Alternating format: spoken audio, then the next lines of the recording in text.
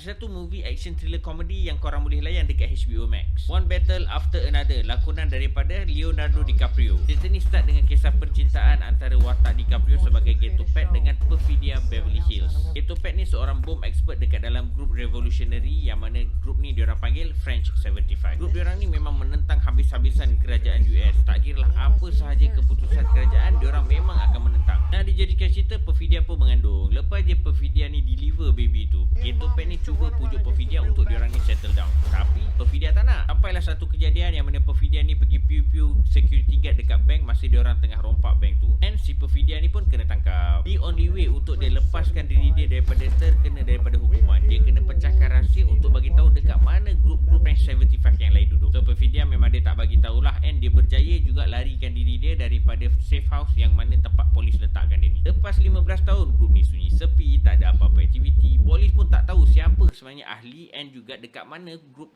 French 75 ni duduk. Tiba-tiba diorang ni dapat satu clue yang baru. Maka bermulalah perjalanan si ghetto pet dengan anak dia ni tadi yang tak tahu apa-apa jadi buruan polis. Cerita ni memang panjang, 2 jam 40 minit. Untuk pace movie ni dia naik turun, kejap laju, kejap slow. Tapi pada aku secara overall pace movie ni agak okey.